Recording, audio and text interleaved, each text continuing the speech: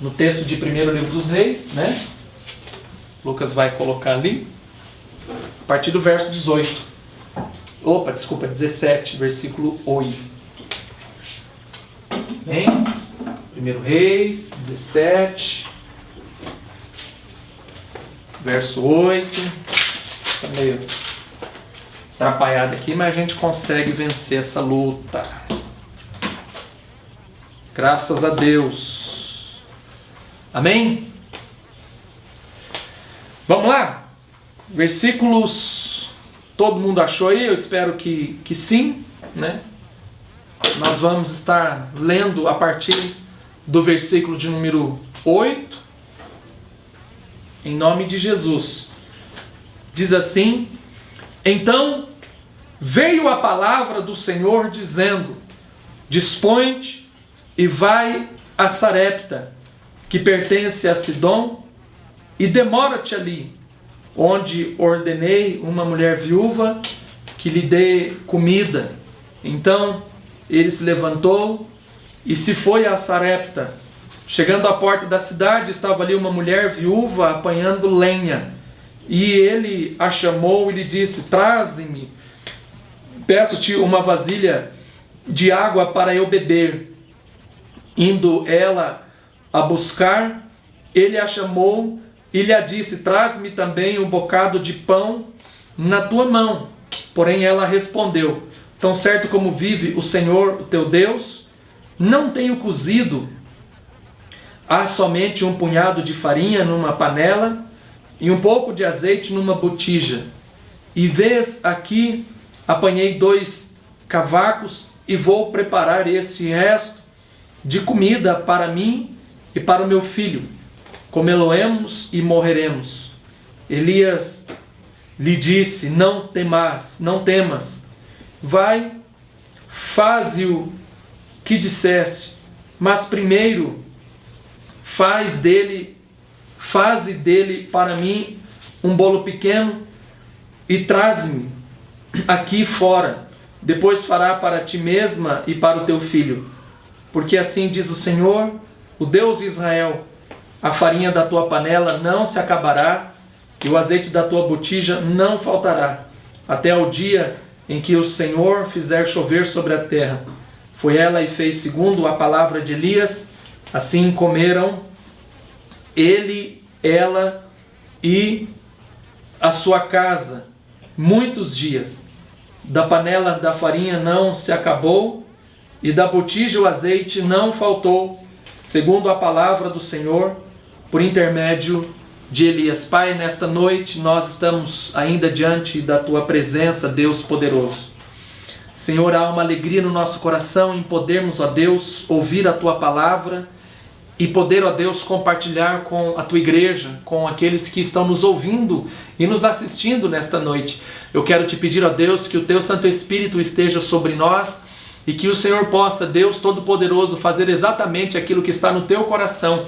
Fala com o Teu povo nesta noite, nos ajuda, derrama sobre nós a inspiração do Teu Espírito, repreenda o mal e que os Teus santos anjos continuem acampados ao redor de todos os lares que estão nos assistindo nesta noite, Pai. Faça-se presente em nosso meio, alegre e desperta o nosso coração, mas acima de tudo, ó Deus, traga sobre nós a provisão do Senhor para as nossas vidas, pois é isso que eu te peço agradecido em nome de Jesus. Amém e amém.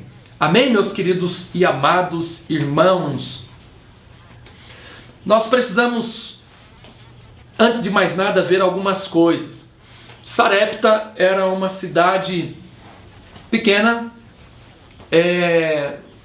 uma cidade costeira, fora das fronteiras de Israel.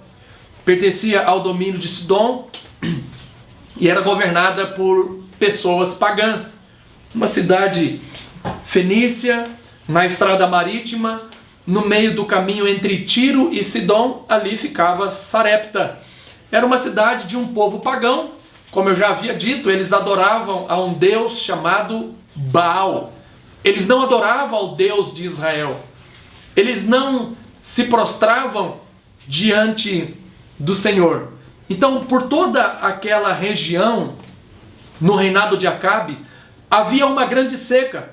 pois, se você ver no contexto, Elias faz uma oração e por 3 anos e 6 meses, nenhuma gota sequer caiu do céu. Não chovia sobre a terra, não tinha água. A seca predita pelo profeta Elias, que estava sendo perseguido e foi refugiar-se ao ribeiro de Querite. Elias ficou ali sendo sustentado por corvos, até que um dia o riacho seca, então não tinha mais água, não tinha mais o alimento, mas Deus cuidou de Elias para que ele não morresse de fome. Certa feita, Elias acorda pela manhã e não observa mais ali os corvos. Ele vai beber a água e o ribeiro de Querite já estava seco, não tinha mais água, o riacho havia secado. Então ele precisava partir. Algo novo estava esperando a vida do profeta Elias. Algo novo estava a ponto de acontecer com esse homem. Então Deus, ele ordena que Elias saísse dali, das margens daquele riacho seco, e fosse então em uma nova direção em sua vida. E eu quero, já desde o início desse culto, começar a profetizar algumas coisas sobre a sua vida. Você precisa ficar atento, porque existem riachos secos ao nosso redor, e há tempo novo de Deus para as nossas vidas. E nós vamos precisar nos levantar e começarmos a sair em direção às coisas novas de Deus para nós, para o nosso coração. Então Deus fala para Elias: levanta-te e vai para Sarepta, que é de Sidom, e habita ali. Eis que eu ordenei ali uma viúva para te sustentar. Está lá no versículo de número 9. Deus libera uma palavra. Então, Elias estava vivendo uma situação... Desculpa, irmãos, deixa eu beber uma água aqui, dá licença. A gente inventa de querer ser cantor, depois dá nisso, né? Cantor é o Kim, né? Ministério de Louvor, não sou eu, né? Elias, então, ele vai viver agora essa realidade de seca, de pobreza, de desnutrição, de fome, de morte. Ele, na cabeça dele, ele poderia imaginar: agora eu vou para um lugar onde tem uma viúva rica, próspera, que vai me abençoar. Mas não é essa a realidade.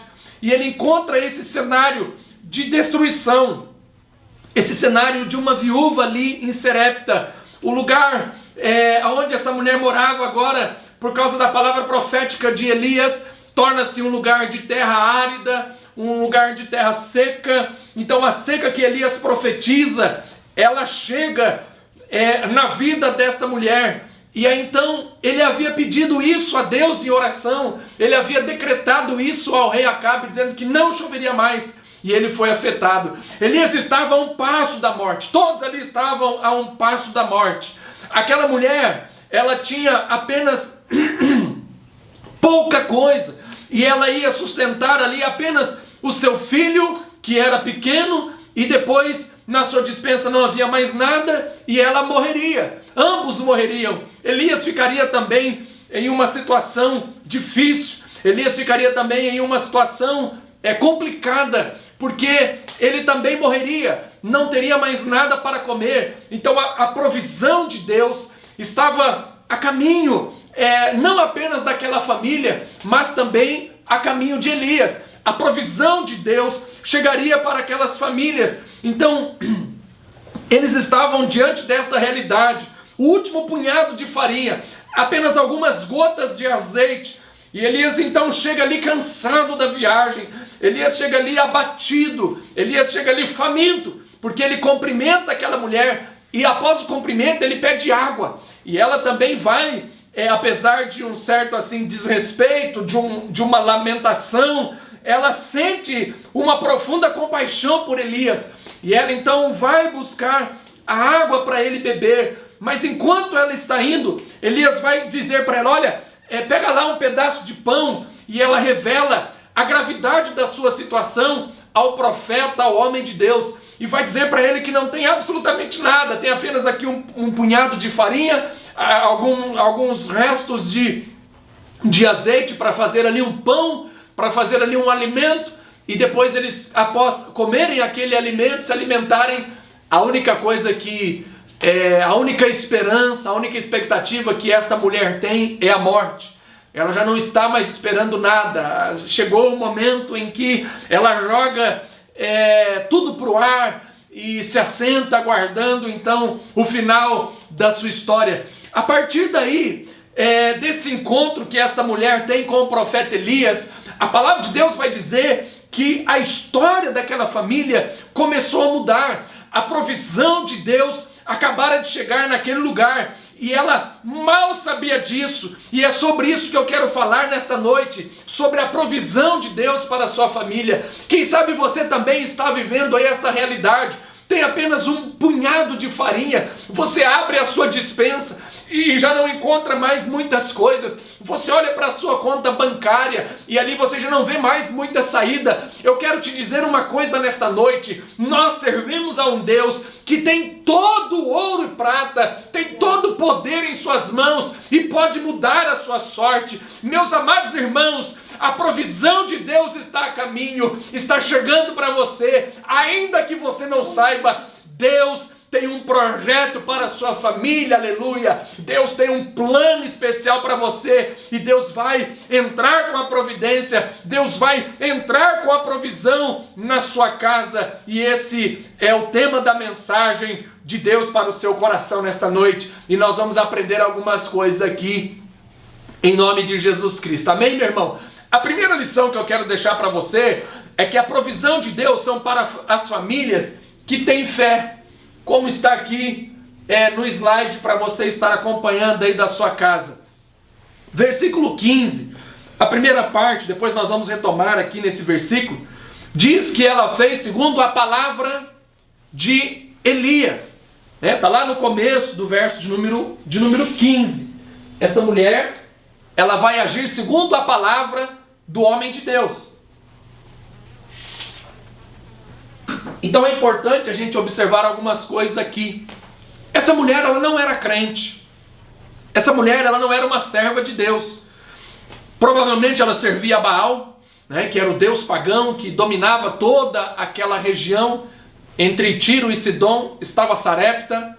Eu estive nessa região, próximo ao Monte Carmelo, né, nas ruínas de Sarepta, por ali.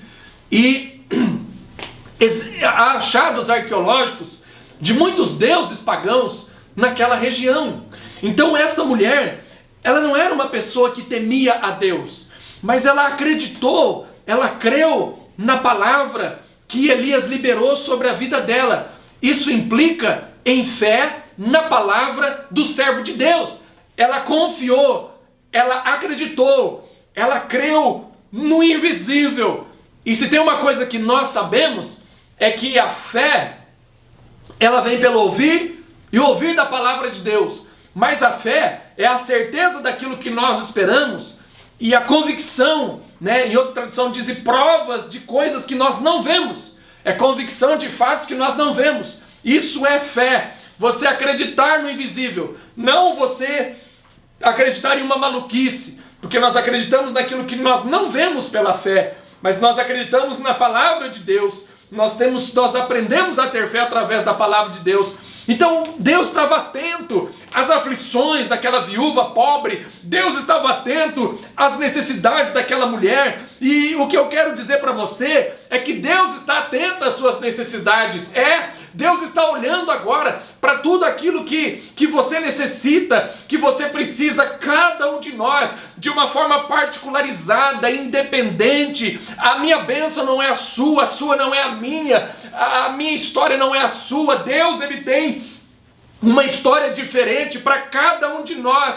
Então Deus envia Elias ali para mudar a fé daquela mulher, para arrancar do coração daquela mulher a incredulidade. A chegada de Elias ali iria trazer não apenas a bênção material para aquele exato momento que ela julgava que estava tudo perdido, mas a bênção para todo sempre, a bênção que duraria para sempre. Não era apenas algo material que vai resolver o meu problema naquele momento. E ela declarou que estava tudo perdido. Ela fala isso no verso 12, onde dizia que ela só tinha um pouco que ela ia comer, e depois eles morreriam lá no final do versículo de número 12, meus amados irmãos.